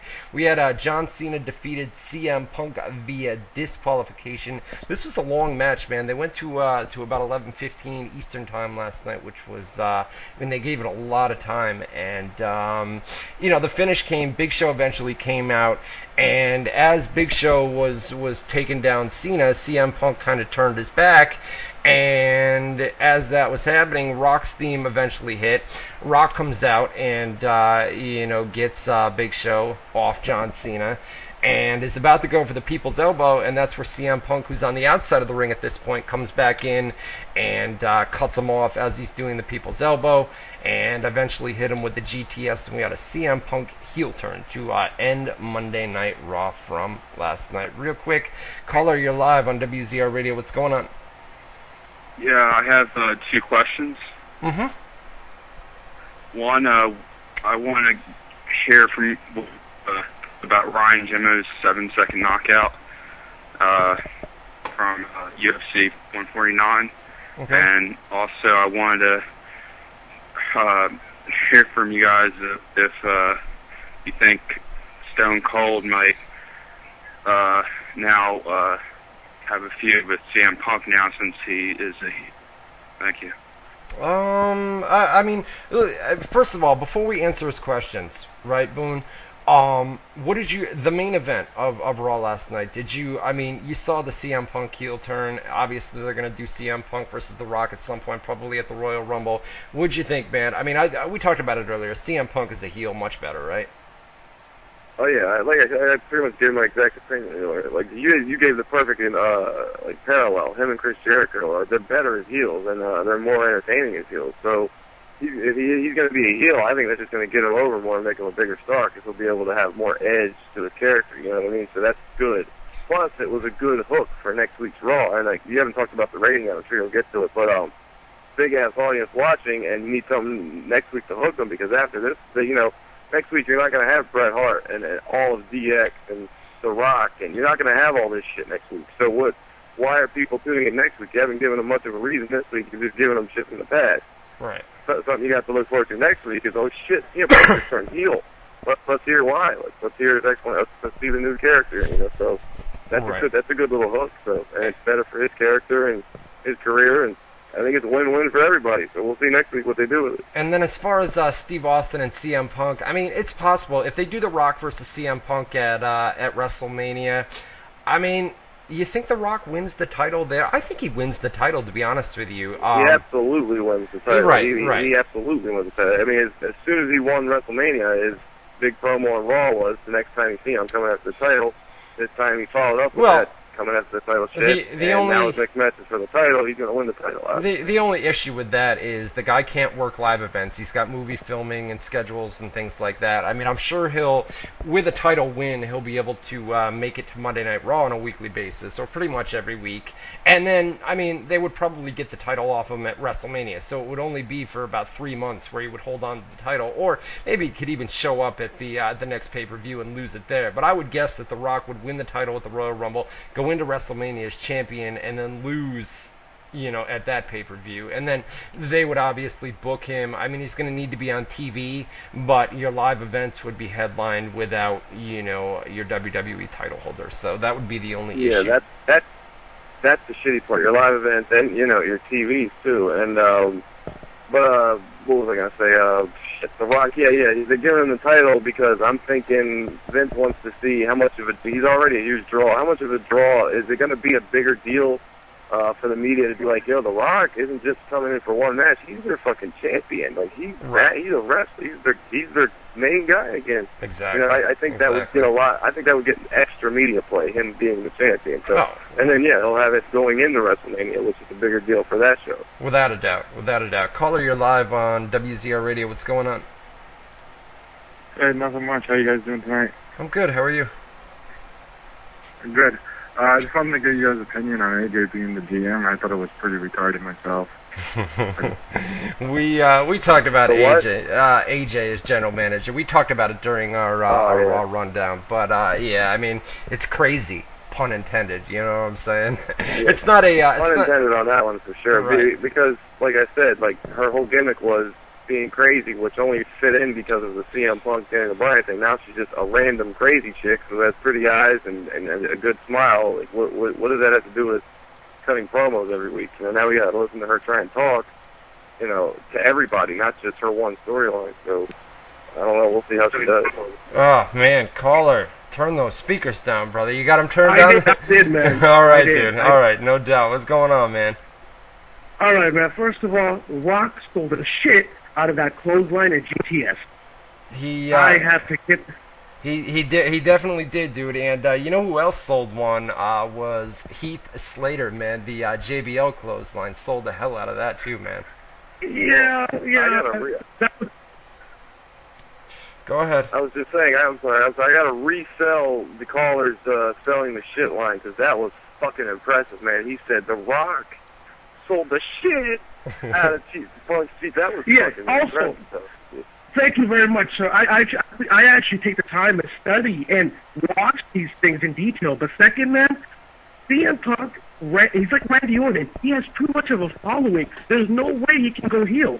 Even if he comes out, it's going to be 60-40. I just don't ever see it going 100% heel on Punk. He's too much. No. You're right. It might be the opposite Cena effect. He might be like doing everything in the world to be a heel. Like when Stone Cold tried to be a heel, he still got 50-50 response. That's the worst because nobody's gonna want to boo him, even if no matter what he's doing. You know? I disagree. Well, last night, I mean, as soon as he cut off The Rock, I mean, the crowd went fucking ballistic on him, dude, with boos and everything else. And I think CM Punk is good enough to cut a promo where he's not going to get that Cena effect, bro. I'm pretty sure CM Punk's going to turn into a mega heel. I mean, that's just my feeling. I know others will feel otherwise, but you got to factor in the fact that he had just let Cena get beat down. So you got Cena, the big babyface guy for the little kids. Then you got Rock, who's all the cool fans. So you got everybody in the building being like, "Fuck you, Punk." You know, you're not going to have that every week. I think CM Punk is good enough on the microphone where he's not going to get that effect, bro. I think he's going to become a... he'll get people to boo him. They're not going to cheer him. They're not going to be like, wow, that's awesome, like Heyman, and cheer him. No, I think CM Punk will turn as soon as we continue to see promos and things like that, especially... knowing that he's going to be taking on The Rock at the Royal Rumble for the next 6 months. I mean, that's going to be your build. Well, partially. I mean, The Rock's not going to be there on a weekly basis to build this up. No, but it's not going to be your build at all. No. Yeah, that's going to probably disappear from now until post the Rumble. But he gets to work with new guys that we haven't seen him work with now that he's a heel. He gets to work with the faces as a heel, which that should be different. I think CM Punk will he'll do fine as a heel. Caller, you're live on WZR Radio. What's going on? Hey, how you doing, man? I'm good. How are you? Pretty good. Hey, I'm calling. What do you guys think the main event's going to be for SummerSlam? And do you think quite possibly it could be a four-way with like Big Show, Cena, Rock, and Punk? What do you think about that? Well, I think the main event is SummerSlam. I think the main event is going to be Brock Lesnar versus Triple H. Yeah, it will be. I mean, that's the promotional all the promotional stuff and the posters and things like that are. I mean, come on, man, it's going to be Triple H versus Brock Lesnar. But I mean, I thought he was joking at first. No. I mean, obviously, it's definitely going to be. What other event has a main event already established bigger than that one right now? You know, Jesus Christ. That'll be your main event, no doubt about it. Triple H versus Brock Lesnar. As far as the undercard, they're going to start the build to that. I mean, SummerSlam's only a couple weeks away, August 19th. So you've got to start the build next week, and we'll see that. God, this guy is just calling back over and over and over. Caller, not this one. Caller, you're live on WZR Radio. What's going on? Hey, what's going on, guys? What's going on, buddy? How you doing? Pretty good. Hey, just two quick things. What did you guys think? I thought it was pretty shitty that, you know, they have Jim Ross comes out. He only calls one match, and then they tell him, all right, well, just get the hell out of here now. Like, really? Thank you for bringing that up. I was just about to bring it up before, and somehow we got off topic, and I couldn't remember it. And you just reminded me. Yeah, what the hell was that about? Why did he not call that whole show? Why do they fucking hate that guy so much? You know what, though? Did you notice Michael Cole on commentary last night was all? I mean, he was so nice. Michael Cole was ridiculous. Yeah, I didn't know what you were about to say. I was like, he was kissing everyone's ass, if you ask me. Like, Lawler especially, and JR a little bit too, which you could tell he did, like, it was hard for him to do, but he still did it. It was a completely different Michael Cole last night. Obviously, he's a real person, Esting in the chat, but, I mean, we're so used to Michael Cole, you know, just constantly. I mean, he's all over Jim Ross's ass, dude, left and right, man. And last night, it was like, you know what, we're gonna be best of friends tonight, you know. But I mean, the caller's question is absolutely. I mean, you're on the 1000th edition of Monday Night Raw, and you could tell. Jim Ross was so excited to be there, bro. And maybe that's the reason. He only had one match, so he said, I'm going to go out there and make the best of it for what it is. You know? But, I mean, the poor dude, I mean, come on. He's been calling Raw for how many years now, bro? And now that he's going, you know what I mean? It's sad to see, to be honest. Since the beginning it was, but, what was I going to say? Fucking, now he's on NXT, you know, and Cole is the voice of WWE. Like, bro, I still don't know how the fuck that happened, bro. We need that caller back to say that they need to not sell the shit out of that because Jim Ross should be the voice. They should have never made that switch. To this day, it baffles me. Like, why? Right. Because he got Bell palsy and, you know, because he's getting older? Like, what's your reason? He's obviously way better than Cole. Why the fuck are you force-feeding Cole down everyone's throats. I don't get it. White Wolf in the chat room brought up the goatee that he has, man. Yeah, that's something that we had pictures of that up too already, so that wasn't surprising to me. But no, but he looks like a completely different man. You know what I'm saying? He does look way different. It's a whole different face on the guy. Yeah, he looks way different. I think he might do some of that to cover up his. This is gonna sound harsh. His crooked mouth. You know what I mean? I don't mean that as an insult either. I promise. No. But he's got that. Yeah, but he's never done that. He's never done that in the past. I mean, that's a guy that has he's got a disease, and he's gonna have to deal with it. I think he knows, man. He's gonna have to deal with that for the rest of his life, obviously. And he's never had it before. It's never affected him before. So I think it's just it's a new look. I mean, people cut their hair different. People grow mustaches, beards, things like that. You know, it's just a new look for him. You know. Caller, you're live on WZR Radio. What's going on? Hey, I just had one more question real quick, guys. I was the caller that just called before. Yep. Hey, what did you guys think when Punk and The Rock kind of were in the ring? I really thought that was a great opportunity. Like, it was going to be like a shoot promo from Punk, especially going back when he did his thing on the stage a few months ago when he cut that great promo and he talked shit about The Rock, like how he was an ass kisser and how he kissed Vince McMahon's ass, and they were both in the ring at the same time, and I thought it was going to be like a really like going back and forth type of deal, and it was just seemed like a little bit of a letdown to me. What did you guys think about that? That's coming, obviously. It'll be around January. You can see that one. They can't do it yet because it's way too early to pull the trigger on it, and that big showdown interview's got to be saved for the build of the match, and you can bet your ass Rock will bring up he'll probably even show it and then comment on it with a funny fucking joke that he spent an hour thinking of, you know. But it'll definitely come up that, talk shit about me for no reason, like, you know. When I had we had the main event. It was, John Cena versus CM Punk. And I had thought... I had thought that we knew The Rock was backstage, and I thought that Steve Austin was backstage as well. So I figured that they were both going to run in during the main event, and then that would set up The Rock versus John Cena in a rematch, and then the Steve Austin versus CM Punk, and then you would end Raw by having all four guys in the ring, or, by having those matches basically rumored, Steve Austin and CM Punk, The Rock versus John Cena rematch, but it didn't happen, But what are you going to do? Caller, you're live on WZR Radio. What's going on? Hey guys, what's going on? It's Ryan Clark here. Ryan Clark, what's up, man? Hey, not much. Booney Moon. Been hearing some stuff, bro. Hopefully everything's okay with you. Yeah, we're getting by, man. We're doing it. Alright, cool, bro. Making sure everything's cool with you. Give it a little time, everything will get better. Yes, Brian Clark. I appreciate it. Ready. But anyway, guys, I just want to mention one thing really quick before I get on with my question. People, when you call in the chat room, please, please, please have a little personality. For the love of God, this is WZR. You guys need to be a little more hyped up when you call in. You're calling Clark, you're calling Boone. Have fun with the damn radio show, people.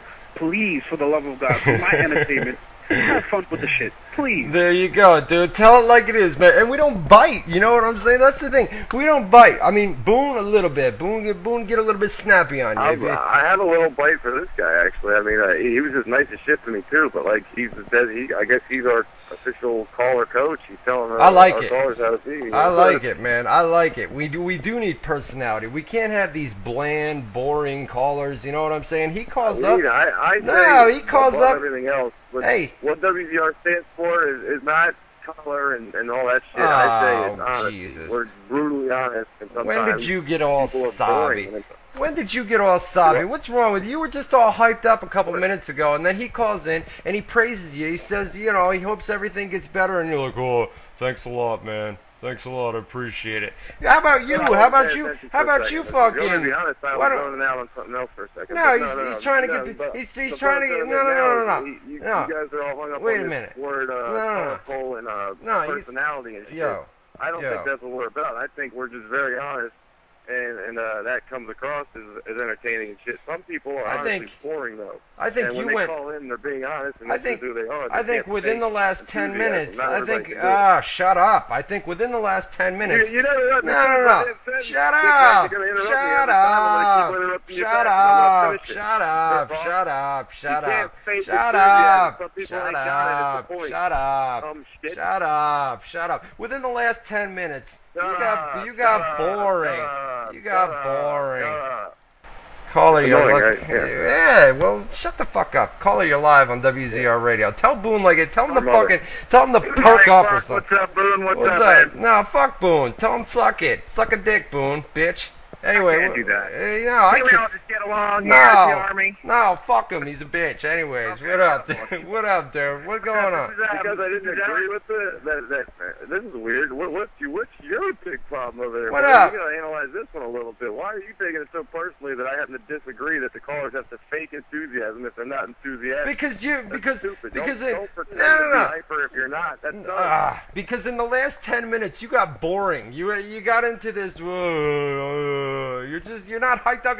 20 minutes ago you were hyped up. You were ready to go. We were talking raw, and then you got boring. And then that caller calls up and he says, "Yo, Boone, perk up a little bit." He says, "Dude, I hope everything gets good in your life." And he's like, "Oh, thanks a lot, dude." All right. Dude, do you know what he's talking about? Okay, he's talking about my real life shit right now, and that would bum anybody out. That's bumming out shit. And then that reminded me, we got 10 minutes left. I'm about to go back to the normal world and be done with this fun. This was actually a fucking fun break from life this week, this show, and it just started making my mind think, oh shit, I'm about to hang the phone up, go back in this fucking Psychoville hotel room, hope that my sister's out of jail right now. There's a lot on my mind. So he just reminded me of that, and I kind of fucking zoned out for a second. Wow. I tried to get back into it with the argument, Wow. and that was probably entertaining for the chat room. Wow. I think the chat enjoyed us fighting just now. Whack. How many times you got to say wah? Dude, they heard you say wah. You don't have to keep. I can't finish the sentence with you doing wah every time. Wah. We heard your wah, believe me. It got through. Wah. Caller. You got to make sure they heard the wah. It's funny. Everybody listens. They're going to laugh. I get to say wah right now. You stole that from me to begin with. Wow. Be original. Wow. Don't listen to Brian Parker. Be original. Wow. Caller, I'm what gonna up? get you back. You got to get about 6 Caller. wahs next time you try Oh to my talk. God! Shut up! Get out of here! Get out of here! What's up, guys? Caller, you're live. What up, dude? How you doing? This is Eastang, also known as Eric, from the chat room. Just a coincidence question. The whole Punk at the airport thing, does that have anything to do with the storyline that turned him heel pretty much, within 24 hours? Or is that just a coincidence? No, dude. We actually got a photo. We're gonna put it up on the website, dude. We got a story too that we're gonna put up on the website. And I guess this guy does this, or he's done this numerous times at past events and things like that, where he goes up to celebrities and he's just a complete dickhead. And we're gonna put it up. We're gonna follow up the story. But I have a picture, and he looks like a douchebag. You know what I'm saying? He looks like a douchebag. I can see that a little. Yeah. So, anyways. Well, guys, thanks for taking my call. Boone, hang in there, buddy. I got rid of Boone, but I'm gonna bring him back. Listen, you motherfucker, you done yet? Wah. I got on my turn, bitch. Peace. Get the fuck out of here, you bitch. We're taking live phone calls. Caller, you're live on WZR Radio. What's up? Hey, yo. Hey, yo. What's up, man? This ain't the Razor Ramon, but you guys wanted some entertainment, so I'm going to act like it. Yo, Chico. There you go, buddy. What's going on, man? Just want to say one thing about the whole CM Punk thing. In my opinion, I think it's going to go to where CM Punk and The Rock will start doing promos against each other until Royal Rumble. During Royal Rumble, CM Punk, The Rock will fight. Rock wins. John Cena will win the Royal Rumble. WrestleMania. Well, I don't know. I mean, listen. As far as The Rock is concerned, I mean, he's got numerous movies coming up throughout the remainder of this year, so it's not like he's going to be back on a weekly basis, man. I think that was a one-time thing last night. You know what I mean? And then, I mean, it all depends on when the next time we see him is. I think we'll see him at the Royal Rumble versus CM Punk. He probably will win the title. Right. Because now CM Punk is a heel, and then he will lose it to John Cena, because I think John Cena will probably win the Royal Rumble, and John Cena will get the belt back at WrestleMania. That's my opinion. I don't know. What do you feel about that? It's possible, dude. We're gonna have obviously Rock's gonna come back and he's gonna face CM Punk at the Royal Rumble. Probably, like you said, dude, is gonna win the title then, and then probably hold on to it. I would say for another 3 months, and then, who he faces at WrestleMania. I mean, there was talk a month or two ago that they were going to do that rematch, and not only that, but WrestleMania 28 had a really good buy rate, so it would make sense to do a rematch between those two at the WrestleMania 29 pay-per-view. But I mean, nothing's confirmed. You know what I mean? We'll have to wait and see what happens. Callie, you are live on WZR Radio. What's up? What's happening? First off, I think that the 3-hour Raw to me was great. But kind of an off-topic question about the W Boys and Velvet Sky. Do you think they'll stay with TNA, or will they jump ship, you think, back to WWE because there's contracts and everything like that? It's a good question, dude. Velvet Sky is not the only knockout within that company that's pissed off. You know what I mean?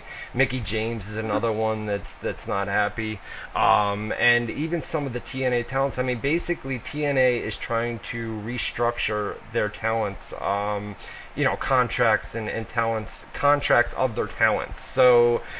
And with that, some of these guys, at least the top stars, guys like Kurt Angle, Sting, etc., they've got a clause in their contract where they are guaranteed a pay raise if they stick around or if they re-sign contracts. And Bruce Pritchard, the guy that is head of talent relations over there, is basically offering these guys contracts with the stipulation of, take it or leave it. And you can either take it or you can leave and go somewhere else. And, and as far as the knockouts are concerned, that's what they're dealing with Bully Ray and Devon right now. Those guys have been there since the beginning, and they're not getting much of a pay raise with their current contracts. And they're like, yo, what the fuck, man? We've been here for so long now. What are you're not offering us anything more than what we're getting. And then Velvet Sky, the knockouts aren't being used. I mean, the knockouts used to be one of the top draws on Impact, man. They were, as far as quarter hour ratings and things like that were concerned, the knockouts were a top draw. And they are not even being used. Ever since Brooke Hogan came in, you rarely see knockout matches anymore on Impact, and they're not being featured nearly as much. So a lot of them are ticked off, All right, thanks, man. All right, bro. Guys, if you want to call us live, you can do so right now. We've got open phone lines 518-712-3070. I am going to do a rapid fire for you guys before we get out of here. For those wondering, Boone is not here. Boone took off a while ago, and listen, the dude is going through a lot of personal issues, right, in his life these days, and it's crazy, man. I talk to him when we're not on air here, you know what I mean? I talk to him, and he's just with his family. He's got family and things like that going on, and he's not in good shape these days, and I love the dude to death, and I'd do anything for him, but he's frustrated. He got frustrated tonight, and he'll be back here next year. I'll talk to him after we go off the air, and we'll get him back, man. I shouldn't have gone that far live on radio, dude. That's how me and Boone are, dude, and whatever. What are you going to do? He'll be back next year. I mean, he's got so many family issues that are going on and personal problems that he's dealing with, and I think he's going to be back in Orange Park sooner than later, and once he gets that worked out, we'll get him back. He doesn't have a computer.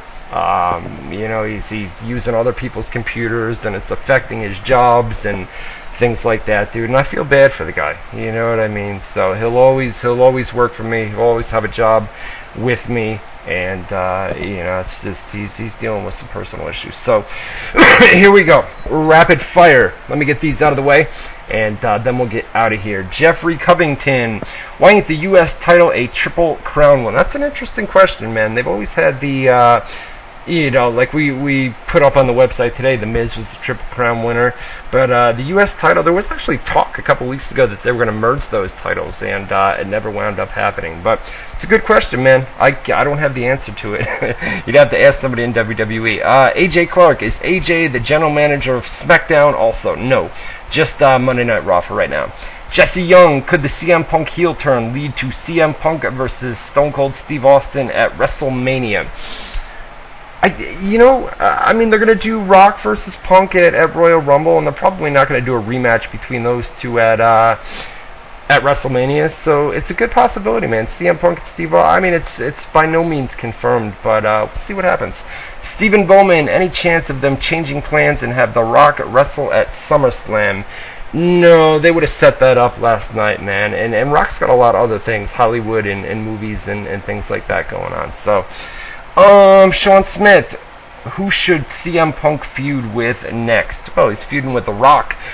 In between, though? I don't know. Maybe it's got to be a top face. I mean, Ziggler's going to be in Ziggler's a heel anyways, but he's going to be in a feud with Chris Jericho.